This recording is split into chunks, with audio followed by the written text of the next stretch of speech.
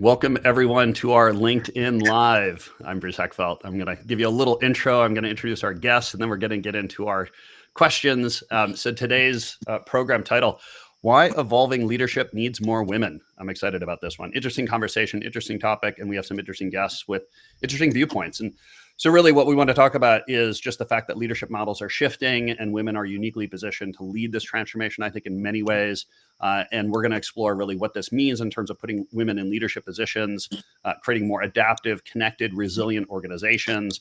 Specifically, we're going to look a little bit about what's happening, I think, with sort of earlier stage, like young women in, particularly in STEM, and what they're teaching. So STEM for folks, science, technology, engineering, math.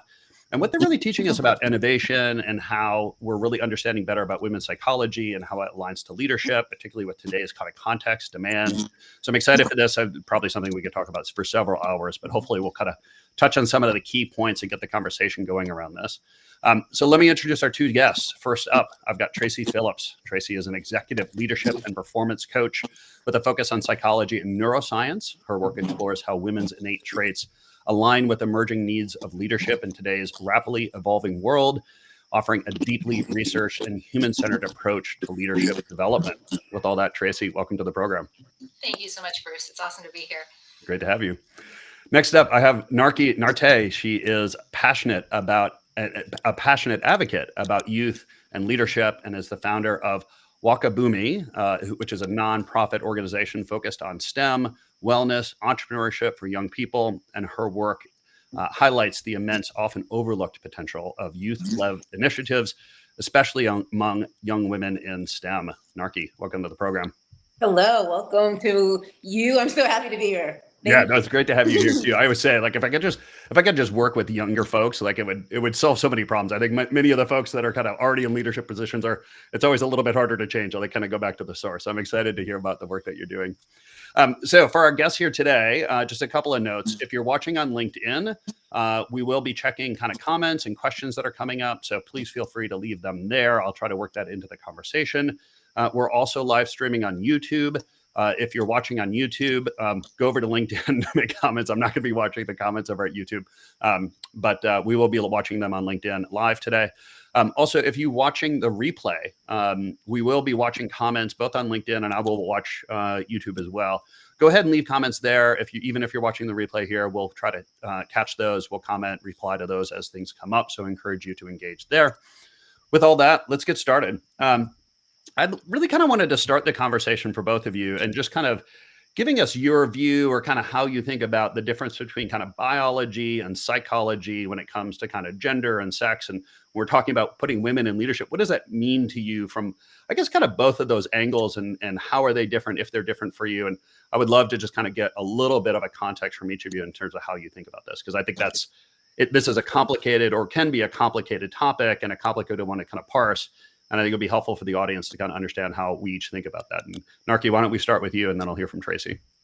Okay, well, I'll speak in terms of my nonprofit and what I'm seeing across the board. I work with a lot of young people, a lot of teenagers, and a lot of youth-led organizations. So I'm seeing 18-year-olds who have started their own club, which became an organization composed of their friends, passionate about some type of mission where they want to change things that they're seeing. So I'm seeing a lot of young women who are leading boss type roles. And so in seeing that in comparison to males, I just feel there's a fire, and like a fire within them. They're very passionate, they're very collaborative, they're very much in tune to what they themselves recognize to be hurdles that they maybe see in other leaders that they want to overcome, and they're figuring out and navigating how can I be the best leader in the role that I'm in. So I just see a very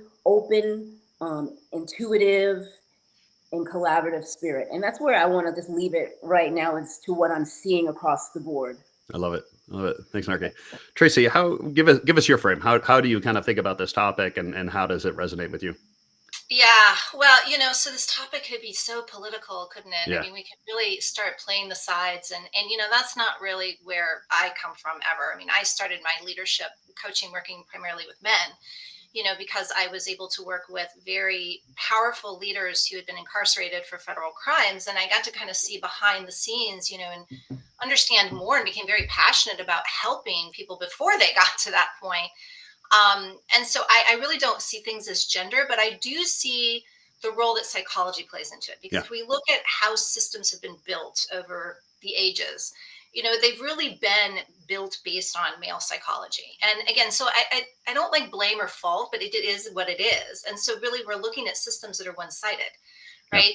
The male psychology is about command and control. And I Yep. don't necessarily mean that in a negative way, because if we look at the need to take action and initiate and execute, we all need to have that, right, within our organizations. But when we look at approaching things only from that side of things, and we leave out the female psychology, which is more about care, connect, empathy, the human, like bringing the human along, Yeah. we can see why we're in trouble with a lot of the systems that we have built, and why we're now looking to find solutions for that. So I'm not a proponent of like, now it's time for women to rise and take over. I don't think that's the answer. I think it's really about integrating and coming together within our psychology, but also within, it's Narki and I were talking about this earlier, just within our gifts. I mean, Yeah. we all have natural, inherent, innate gifts, and all women are uniquely different, all men. So Yeah. when we talk about male and female, it's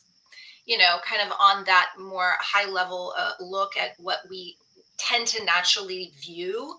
What lenses do we tend to naturally view our experiences through? Yeah. And I think women are a natural, like what Narki had said about young women today and being passionate and fiery. They can see the gaps because that's what women's brains were made for. They're connective wiring. Men, it's more individual boxes, and we're going to focus on Yep. that one box that we're looking at and into. Whereas women, everything's connected. I mean, there's no way to separate Yeah. anything with women. And so what makes them uniquely talented in the needs of today, I believe, is seeing all these gaps that we have naturally, and inherently knowing how to connect the dots in order to come up with solutions.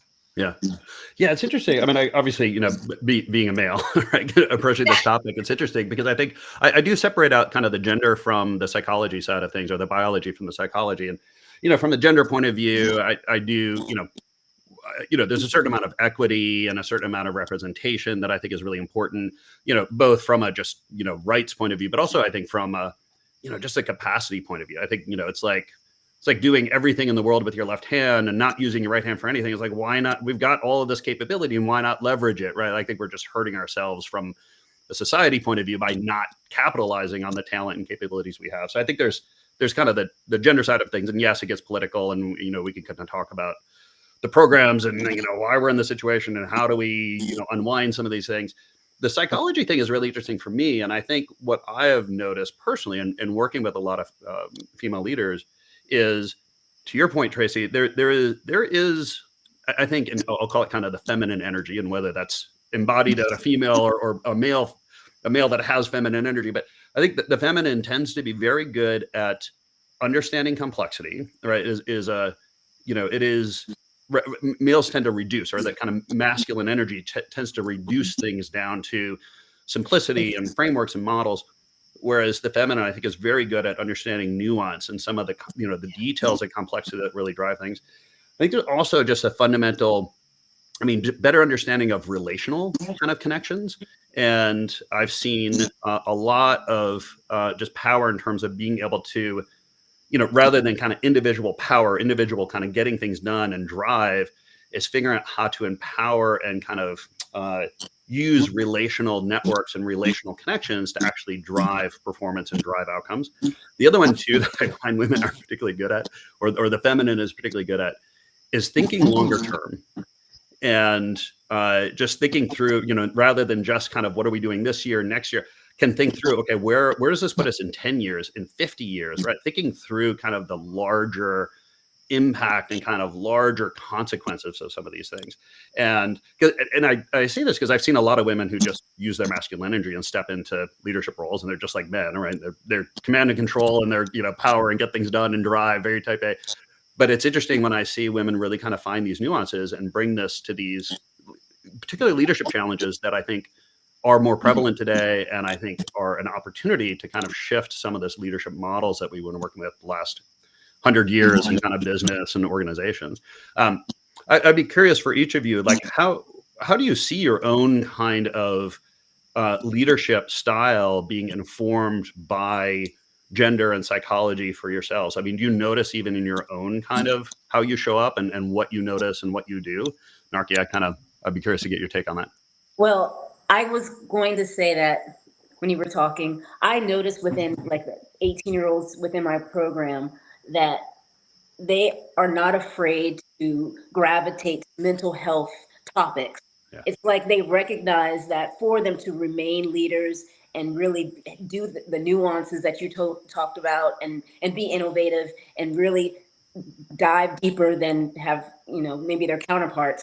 They recognize that they have to embrace their vulnerability and embrace their weaknesses. And that might look like stepping into new platforms of getting a therapist, looking into what it looks like to actually do yoga and mindfulness and do things that, is not traditional. Yeah. So what I'm recognizing and seeing, even within, it's inspirational to me because no one has all the answers as far as just because you get a certain age, you suddenly get it.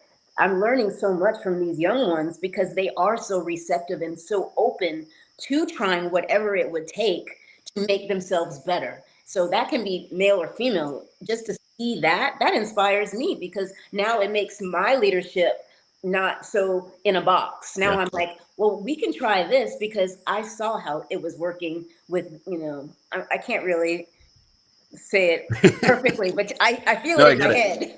I get it. You get it. Tracy, how about you? What do you notice? Yeah, I love Narki. I love that you said receiving because that really, I mean, we talked about, you mentioned energy and then we were talking about psychology. It's like everything from a physics standpoint, we're all energy, right? Like we're energy bodies, but the female energy is all about reciprocity or receptivity.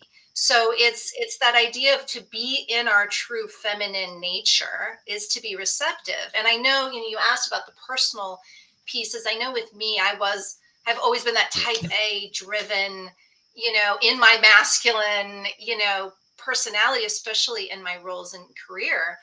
And, learning to be that receptive actually is like coming back home to myself. It's felt so much more like, oh, this is me. This feels more natural and authentic, right? It isn't just about what is, we're being asked to be authentic, but what does that feel like? Do we even know what our authentic home base is? And so I do believe that's the piece in, being connective and being collaborative also means we need to receive support, right? It is about being in the collective, right? It isn't just like, oh, I'm here to help, it's also, I'm here to receive help. And so, because if we don't give and receive, then there's an imbalance within that very group that we've created. So, that's the piece that really stood out for me. And, I love what you said just before asking that particular question, Bruce, because it reminds me of the book, The Sixth Level, which came out, I think, March of 2024. So very recent publication, 4 authors. And it was all about kind of the leadership, the evolution of leadership and really current trends in leadership today and how female psychology, taps into those needs. And many of the things you mentioned, you actually ticked off a whole bunch of the things that they, through studies, through actual stories of female leaders in action, they demonstrate in that book. So I highly recommend it. It's a great read. And again, a recent one based on the research that they use. Narki, you mentioned this having more tools at your disposal. And I think a lot of this is how do we add to the kind of capabilities and kind of to the thinking and kind of the views that we have or the frames that we have around this, not necessarily replacing it, right? We're not, I guess my view is like additive, right? Can we add a whole nother set of tools, another toolbox that we haven't traditionally thought about?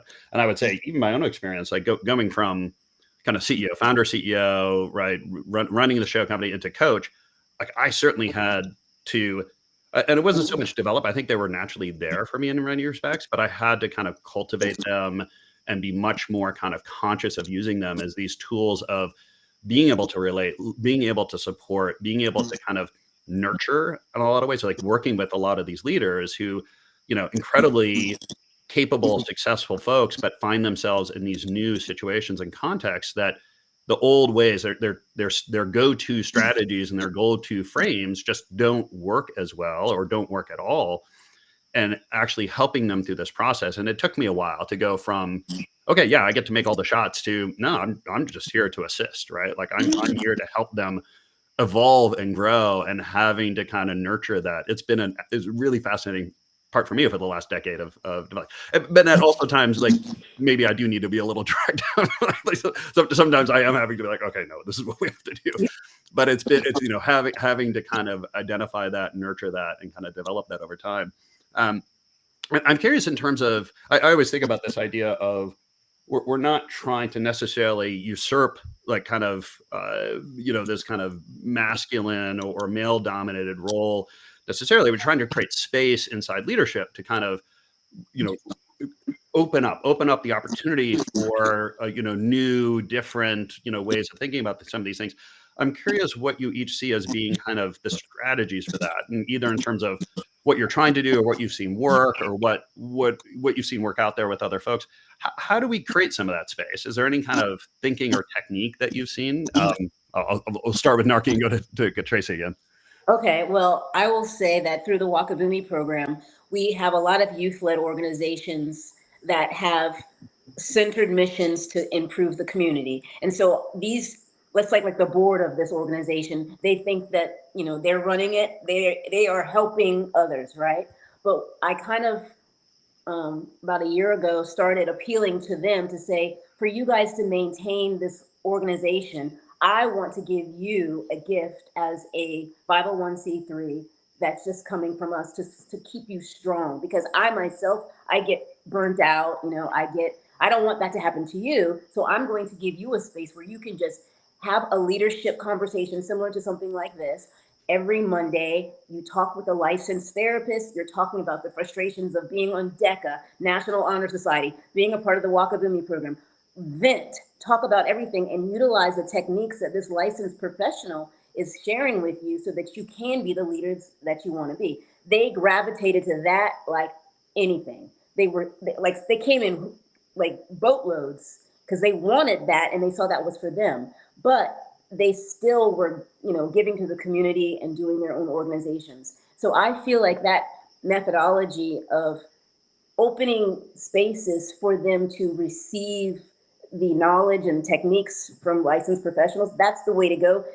And being direct, this doesn't have to be some kind of manipulative way to get them involved. I love how Tracy takes data, information. I want to be able to connect the dots where I have all these incredible young women, and let's take the data to understand, how did they get to this point? What were their parents doing? How were their parents talking to them? How did they get this type of innate ability to lead? And that's how we're going to get answers to how this even evolves. Yeah. Tracy, what's your take on this? Yeah, I mean, there's so many places to launch off of with that question. But to keep it succinct, and to keep it kind of aligned with what Narki has shared, it really is about, like, I work with individual leaders. So, my work is to help them connect with themselves, right? And there's a lot about ourselves that we don't even think to connect, right? We don't know what we don't know. And one of those things is that we have 4 intelligences, right? We have this inner guidance system that is comprised of our cognitive intelligence, our emotional intelligence, our instinctive intelligence, and our intuitive intelligence. And I just want to make a distinction between instinctive and intuitive. A lot of people put them in the same boat. They are distinctly not the same. When it comes to, getting an intuitive hit and having an instinctive knowing, they're different, right? So if anybody ever wants to learn about that, give me a call. But it really is, I think, first with self. I mean, I talk to so many leaders in today's space that are afraid of AI. They're either older and they just, they're like, or they're afraid in the sense that they just don't know, it's a big responsibility. You're going to bring in AI to your organization. You want to use it effectively. You want to use it responsibly. You want to use it safely, and you don't really know how to do that. And because it's still evolving, I mean, we're really still building the plane as we're flying it. Yeah. in today's world. And so leaders are and I said, well, listen, let me tell you, you want to partner with AI, learn to Yeah. partner with yourself. And most people, they don't know what that means. They don't know where to start. So, I do find that generationally speaking, as Narki pointed out, these kids are coming into the Yeah. world already integrated. We're still separated. We're like head mostly, right? And like maybe head hard, but like the whole like gut and intuition and I mean, these kids are already understanding and utilizing and making decisions, based on all of their intelligences. And so there's a lot we can learn from how they're innately doing it. And they Yeah. don't know they're doing it. So they're looking to us to kind of, again, help them understand, like, what am I doing that's successful? Like, how did I create this for myself? I'm not sure. Those are our blind spots. Our gifts Yeah. are our blind spots. And so their gift to us, I think, is how do we work from an integrative approach, because decision making and communication are the two things that lead organizations, and they're the two things that I see the most serious issues Yeah. within organizations. And so really figuring out how can we talk to each other, how we can communicate better, how can we listen at a deeper level, and the only way we can do that is to first start doing that with the self, is get to know what's going on in here, and the tools and ways in which we're navigating the world already, so that we can sharpen those with cognition, right? With intentional an intentional strategy. Yeah. What is the forward. phrase? First know thyself, right? Like it's tough to really relate to other Yeah, people until you've totally. developed a good relationship with yourself. I'm curious with some of these. I mean, I know there's some specific kind of policies or efforts out there to try to deal with kind of the gender side of this. And I know I think it's mostly Northern European companies or countries are putting in place like board requirements and things like that for public companies that have a certain percentage of females on boards and stuff. So like, I'm curious to get your take on these things. Like, I guess I understand the, it's a obvious and kind of really direct way that we can start to make some changes, but I don't know if the strategies really play out necessarily in a way that we hope, or maybe that's the only thing we can do. I'd be curious to see, for a case like that, like, where do you see the benefit and where do you see the risk? And are there other ways that you see that we could create kind of more policy or direct, objective kind of things we can do to start changing the dynamics in leadership, whether it's, organizational or company leadership? I don't know, Tracy, if you've looked at these kind of strategies, or if you're familiar with some of these, and what your take is on some of this. Yeah, I mean, that's such a can of worms, because we do want, and things are moving so quickly. I mean, advancements are happening. Everybody's expected to kind of get on par with this, and this equality, and I think, making sure, and going back to the generational piece, the one thing that I was just talking to my husband about this last night at dinner, is I said I see with the younger generations is a real need. It's kind of the real true DEI, right? Is this inclusive need?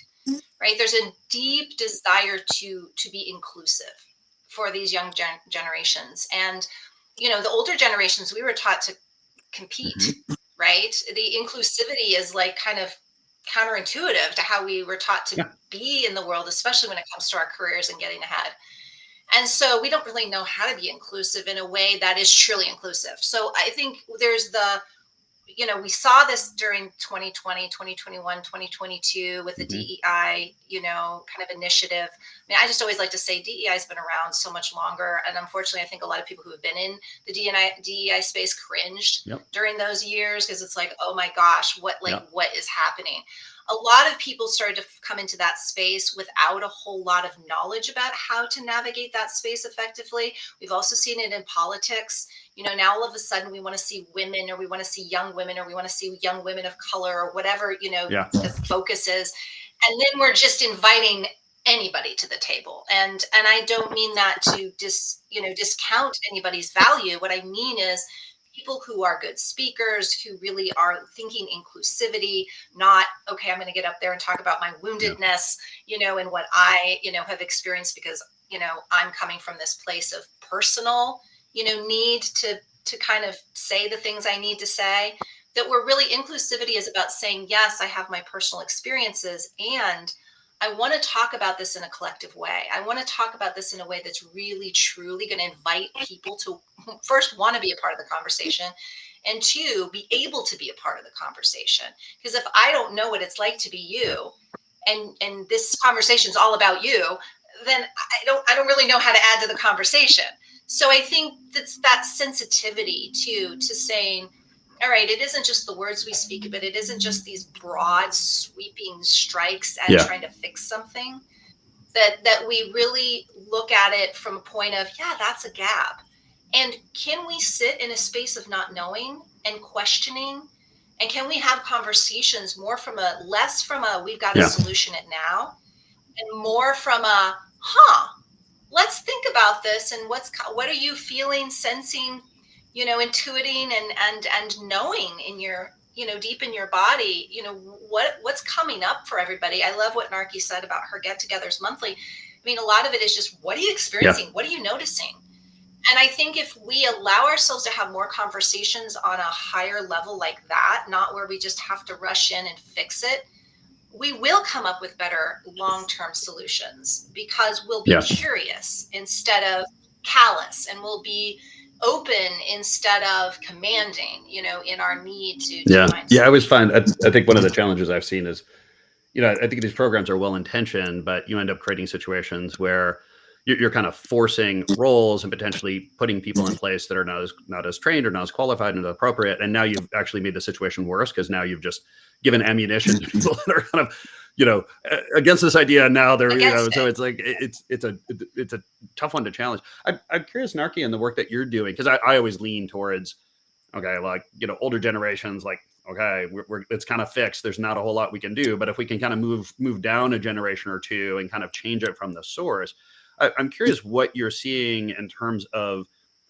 what's actually changing some of the dynamics in terms of what are you seeing younger women that are particularly on the STEM side, because these are, traditionally very male dominated kind of, subjects and things like that. What do you notice in terms of the women kind of going into these programs, and then how is it shifting the programs? Like, what are you noticing that the earlier generation is actually shifting that you think, in a generation or two, we could actually benefit from, from a social and business point of view?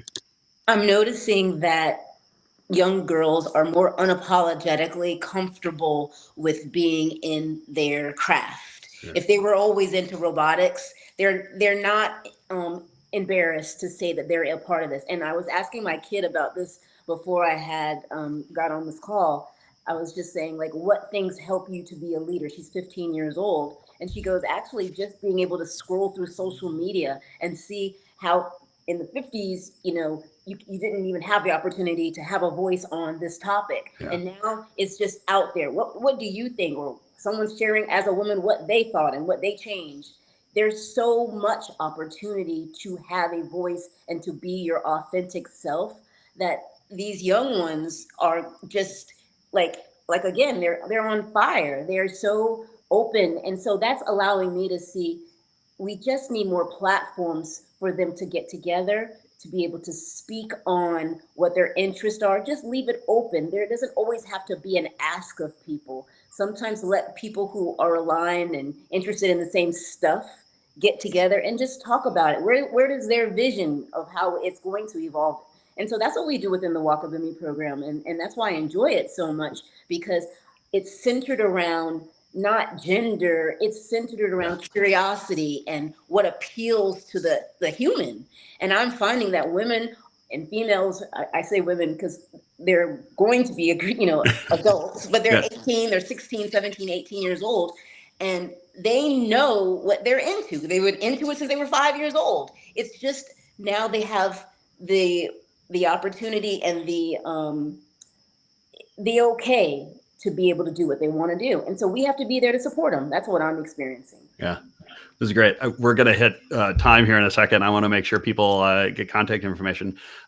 Tracy, I would love to kind of maybe ask a final question for each of you, and then you can give out contact information. Is like, what suggestions do you have for leaders today? Like, is there anything that you kind of encourage them to do or to consider around this topic? I mean, I think a lot of people are interested, they kind of get it, but they're probably struggling with like, what do I do? And if you had any little kind of tidbits of advice or encouragement, things that they can start to do to kind of tackle this topic or get into this topic a little bit more, and then how people get more information on you and what you do. Absolutely. I actually love what Bethany just put up there, more intentional pauses. I mean, that's the thing is we don't give ourselves enough time to not know, right? We feel like we have to bridge that gap immediately. And it's in the not knowing, because the knowing part that we're trying to bridge the gap on is all here. It's all, consciousness. And so if our head brain doesn't understand it, we want to fix for it immediately. And so we just stop listening to our other three intelligences. And so we really need to give ourselves that pause so that we can integrate that. But I was going to say that, so the book, The Sixth Level, that I mentioned earlier, was a read that I happened to be in the middle of when I read a study. And this was a global initiative study by Harvard Business Publishing. So I think it was their corporate learning division that published the study, but it came out in 2023. So it's relatively recent data. And what they did was they talked to leadership and development coaches, consultants, anybody in that space of leadership and development, and asked them a series of questions when it came to what does leadership need now. Here we are 3 years into the 2020 COVID, era. And so much has changed. What do we need now? And what I thought was outstanding was that as I was reading through this study, and I was in the middle of this book about women's psychology and the evolving, leadership dynamics that are ongoing, the two matched completely. So the 4 areas within this study that they highlighted, that was our needs, are 4 areas that women, with the natural psychology that they have by their biology, bring to the table. And that immediately just struck a chord in me that really made me realize, because again, this is when we look at patterns, right? Like evolutionary patterns. Where do we actually see it happening? That I knew, right? That all the things I'd been feeling as a woman, all the things I'd been seeing, it was kind of validated in that moment. And I think it's only going to unfold. But this is why these conversations are so important, is that we keep sight of what is important, that we don't make this just about women. This is not just about, where the gaps are. It's really about the opportunities that we have. As Narki said, by saying that, there's all of this rich information out there. The kids are bringing in different types of ways of looking at the world. We have established in older generations certain knowledge base and things that have worked that are not, in many cases, not working anymore. But we do have strategies. We do have wisdom. We do have all these things. And as a tribe would do, how can we work together? Right? How can we really bring all of our skill sets together and not like have this power that debate constantly? Yeah, exactly. Power struggle. So that's really the work that I'm doing with leaders is really helping them find within themselves what that balance and integration looks like, but then how they can model that. Because my 2 favorite words these days is partnership and embodiment, right? And we need to be embodied leaders, not just those who speak, the horrible expression, do as I say, not as I do, like cringy. We need to be it if we want to have other people be it too. And we can't control others, but we can control ourselves. So what does that look like to be in self-control in a way that feels authentic, that feels expansive, that feels hopeful, that feels, really like we're living the life that we came here to live. And I can be reached, through my website, also on LinkedIn. I love connecting with people on LinkedIn. Tracy Phillips, Tracy with an I, Phillips with one L. All the time, people are like, I can't find you. Perfect. But yeah, I would love to continue this conversation with anybody who is interested in it, because I think it is through the communication of these ideas and continuing to unpack them that we're going to be able to find our way forward more collaboratively. And Narki, how do people get a hold of you? Tell us a little bit more about contact information. Well, I will say the best way is through LinkedIn. As far as the things that we were talking about, Tracy, I feel like if we focus really on building ourselves up, that's going to be the key to all of this. We have to be strong leaders, male female, no matter what. If we focus on digging deep, I mean, that's what I'm dealing with right now, really just trying to hone in on how did I get to this point? What things did it take? What things were the hurdles? We have to take a step back sometimes to figure out how we got there and where we want to go. And I think that, like you were saying, Tracy, we don't always feel comfortable in that not knowing, like, what is this? But we have to be in that moment because that's what's going to make us stronger. That's going to make us analytical and figure out, how we want to make things better. And so I'm so impressed with the young people in my circle because I see that collaborative spirit. I see that desire to be better humans. And that's why I can't let go of Wakabumi, because it's just coming at me all the time where people are just trying to be impressive in their own right, in their own space as humans. And that's beautiful. So please connect with me. I love conversations like this. I love figuring out innovative ways to bring communities together to make leaders stronger, because when leaders are stronger, there's nothing we can't do. Yeah. It feels like we just can change the world. It feels that way, but we can, take it small. Let's start in a community, start in a state, but we have to start by communicating, focusing on making ourselves better. So LinkedIn, the Wakabumi program, its own page is there. Narki Narte on LinkedIn. On Instagram, we have a really strong following there, which is Wakabumi 2016. That's when we started. So you'll look us up, you'll find us. Excellent. Yeah, we'll make sure you put links on the notes on the LinkedIn page as well. Yeah, I would say, I mean, the one thing I would suggest to audience members who are kind of listening in is, create space for the conversation, right? Like, create, lean into it. It can be awkward and can be difficult. I will say personally, like it's always a challenging one for me, right? Given that I'm a man kind of coming into this space, figure like, how do I approach this? How do I do? But, even just things like today, right? Using my platform to create an opportunity to have these conversations, welcoming in folks, and then just being vulnerable, right? Like, and being curious and knowing you're not going to get it right, and knowing that, you might misstep, or you may have an idea or a model that maybe is outdated, or, you have an opportunity to kind of update or upgrade, and being open to that conversation, I think is kind of probably the biggest thing I'd recommend for any leader out there, male or female kind of thing. But have the conversation, right? Because it's going to be, it's there, it's happening. And I think the more that you embrace it and kind of engage with it rather than trying to ignore it or defend it, I think is going to help you as a leader in any case. And if anyone gets a hold of me, bruce@eckfeldt.com is my email, eckfeldt.com. And then obviously LinkedIn. So Narki, Tracy, thank you so much for taking the time today. It's been a great conversation. Thank you for doing this, Tracy. Yeah. Wow. Yeah, thank you, Bruce. We appreciate that. Thank you to all the guests, and we'll see you on the next show. Thanks, everyone. Thank you. Bye. Yeah, thanks. Bye, everyone.